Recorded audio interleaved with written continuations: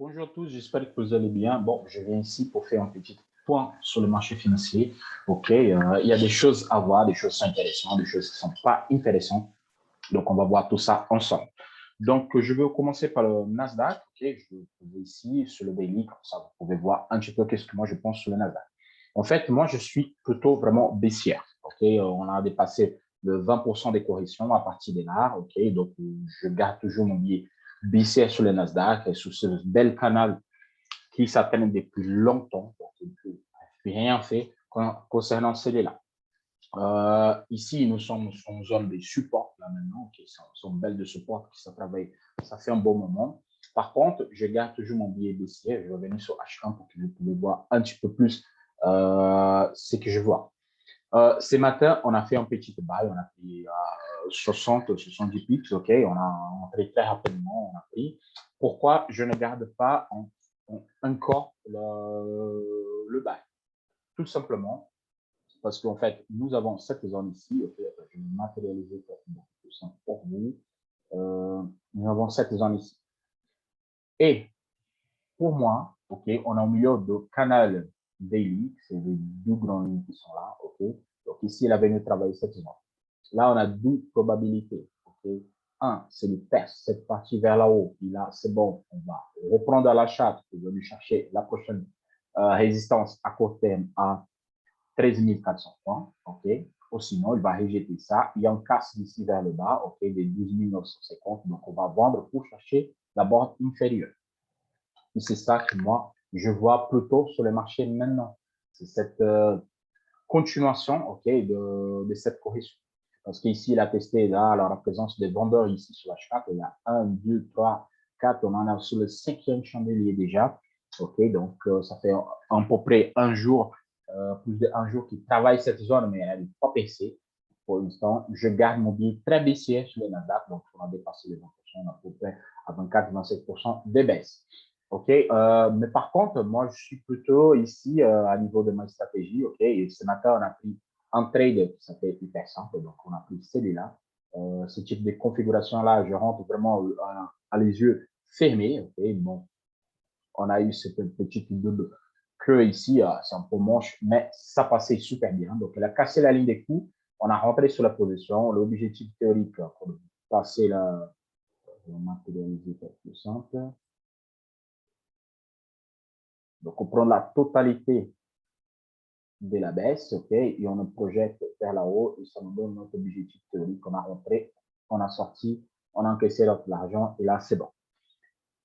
Et comme on arrivait sur cette résistance ici, que c'est une résistance que moi je travaille sur le intraday, OK, donc moi j'arrivais là, bon, je clôture ma position ici, maintenant j'attends que le marché travaille.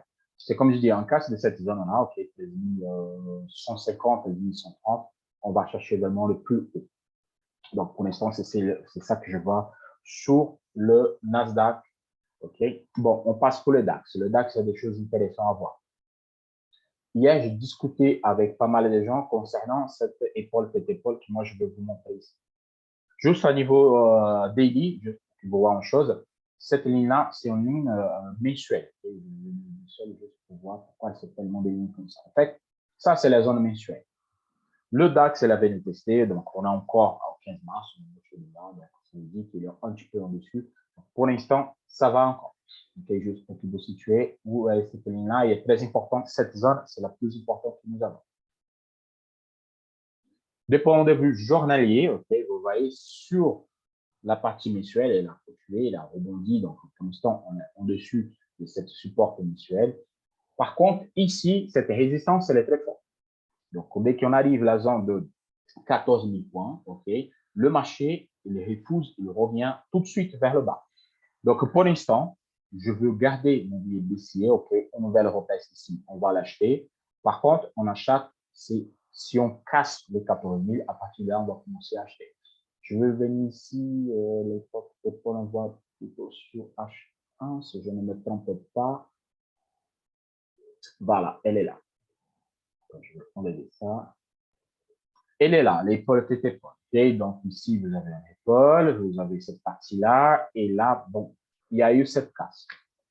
La question ici, c'est, pour moi, honnêtement, il faut effectivement qu'il dépasse la zone de 14 000 points pour faire l'achat, pour combler cette gap ici.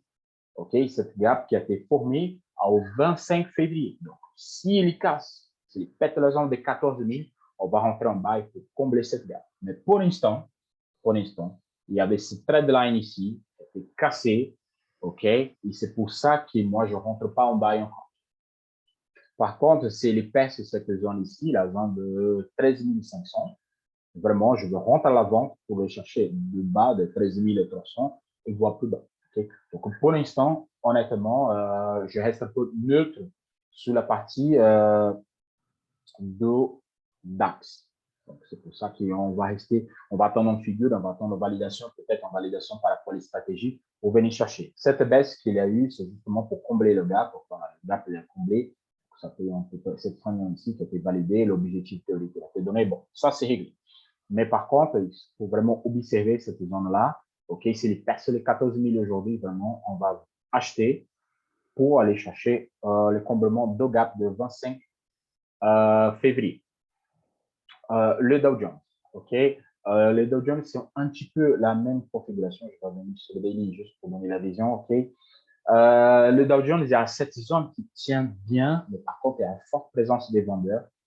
Et là, c'est juste l'observation. Vous voyez, il descend et on monte, il descend et on monte. On a pas mal de mèches, des vendeurs qui sont présents. Okay, ils sont présents sur le marché. Ils ne laissent pas que le Dow Jones il dépasse la zone de 13 000, de 33 000, 33 300. Donc là, cette zone, vraiment, c'est la zone clé à regarder en cas de cette zone. On va chercher beaucoup plus haut. Okay, si on trace la trade line à ce niveau-là.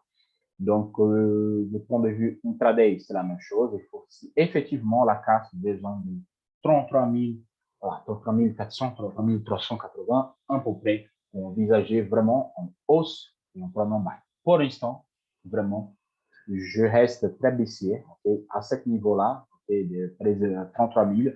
C'est vraiment un bon point de vente, okay, pour me chercher le plus bas, au minimum le dernier support.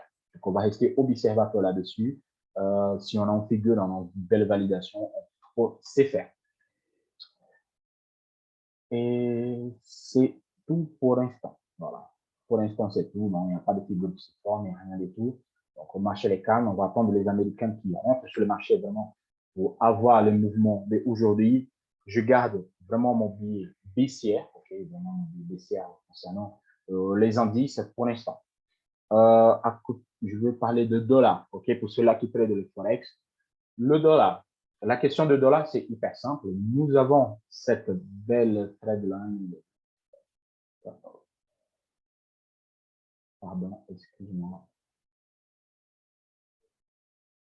Voilà. Le côté de dollar, nous avons cette belle trade line avec un triangle asymétrique, OK, et c'est ça qu'on observe maintenant. À la casse de ce triangle vers le bas, vraiment, on va voir l'objectif vraiment plus bas, c'est la zone ici de 96.